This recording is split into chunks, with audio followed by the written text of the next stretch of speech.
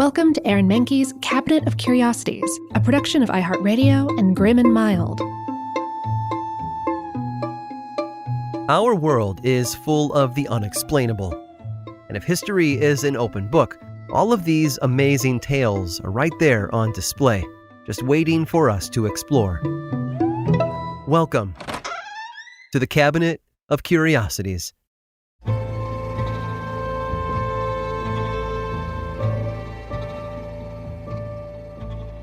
The United States military is home to some of the most elite fighting forces in the world. From the Army Rangers to the Navy SEALs and everything in between, it takes the best of the best to pull off the most dangerous missions.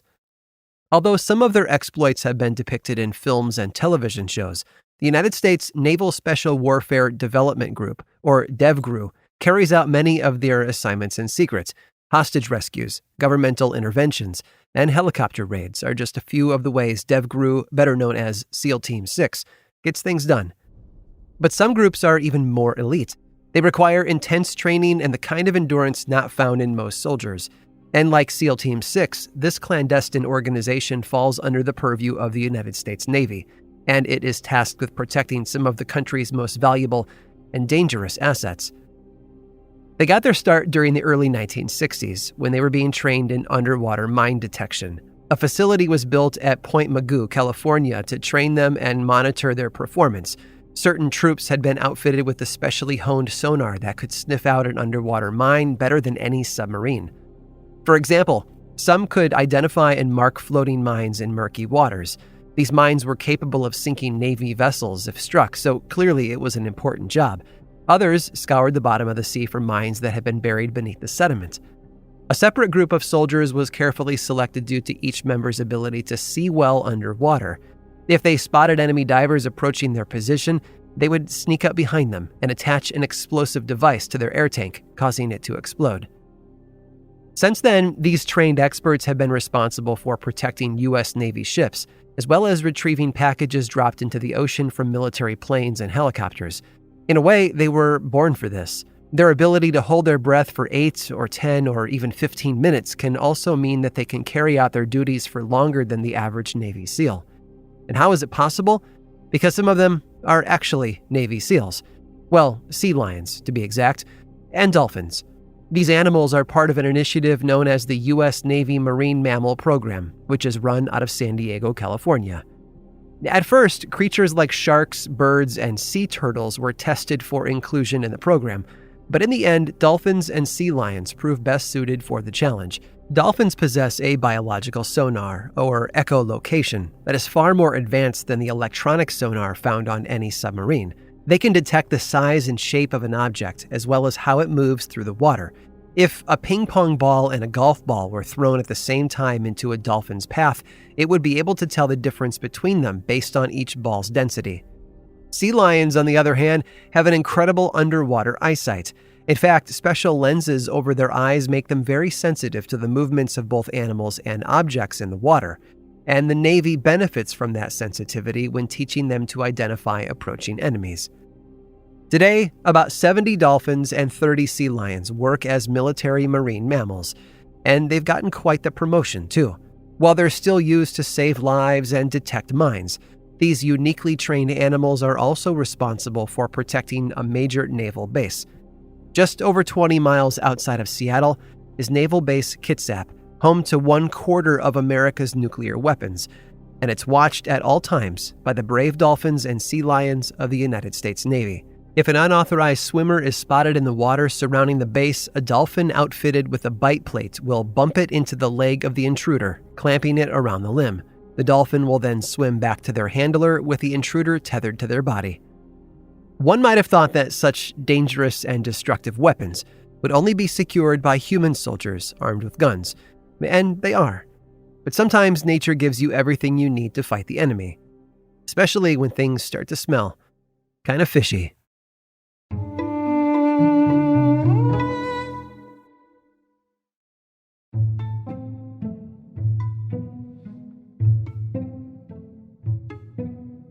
At the height of its power, the 19th dynasty of Egypt spanned all the way across the Red Sea into the Arabian Peninsula and ancient Mesopotamia.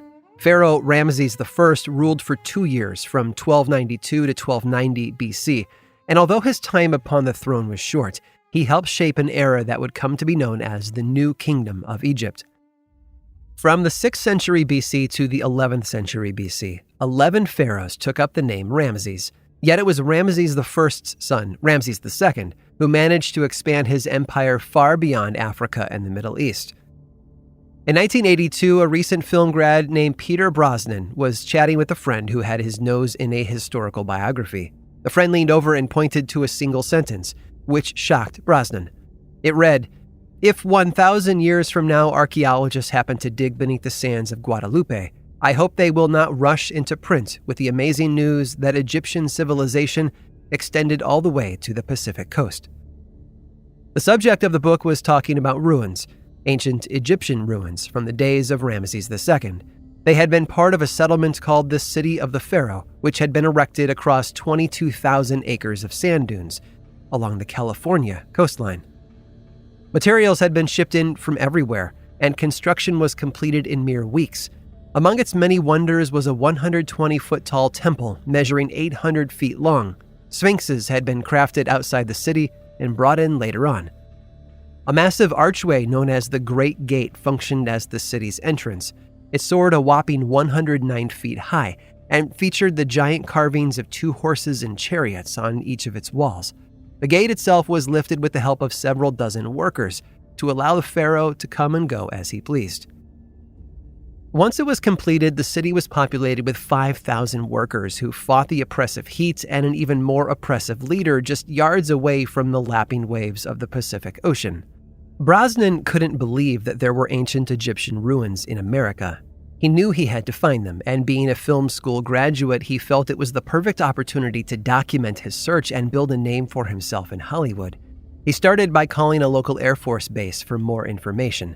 Unsurprisingly, they told him there was nothing to be found. So he took his hunt to the library, to historians and politicians, anyone who might have information about the Egyptian ruins in their backyard. But no one knew anything about it. That is, until he encountered a man who had worked in the area for many years. This man knew the landscape and how it had changed over time. With each new storm came winds that had shifted the sands, making Brosnan's quest more like a hunt for a needle in a very, very large haystack. But the guide had one ace up his sleeve. The locals called it the dune that never moves, a pile of sand so large it stayed put for years, one that was hiding something very, very old. Brosnan dug down, and amazingly he found what he'd been looking for, the sliver of proof. He'd uncovered a piece of a statue that had crumbled years earlier. Newspapers and TV journalists interviewed him about his find, which he pitched as only the beginning. There was plenty more beneath the sand, and all he needed was the money to press onward. Soon enough, he brought on an archaeologist from Cambridge University and secured the necessary funding, but the county refused to let him dig. A protected species of bird occupied those lands, and any excavation would disturb their nesting grounds. 7 years later, however, he finally had a second chance, but by then the money was all gone. He did manage to raise enough to get the area scanned with ground-penetrating radar, and lo and behold, it was all still there. Sphinxes, statues, the towering walls, and all of it intact despite being made mostly of plaster. And why would the ancient Egyptians have made their city out of plaster instead of limestone, like the Great Pyramids? Because the City of the Pharaoh wasn't made by the ancient Egyptians. It was made by contractors working for the acclaimed film director Cecil B. DeMille. DeMille had chosen the California coastline to be the shooting location for his 1923 epic, The 10 Commandments. When filming completed, the competitive director wanted to make sure that his unique sets could not be used by anyone else's film, and so he had them blown up with dynamite. What little remained was buried in the sand. Over 30 years later, DeMille remade his film, this version starring Charlton Heston, and it went on to become one of the most successful movies of all time. Although for that one, he stuck to shooting on a Paramount lot, along with some location filming in the real Egypt. However, nothing could compare to the sheer magnitude of his original sets, now hidden beneath the California dunes all these years later. Perhaps one day, someone will take up the cause and have them restored to their former glory. After all, Stuff as old as that belongs in a museum.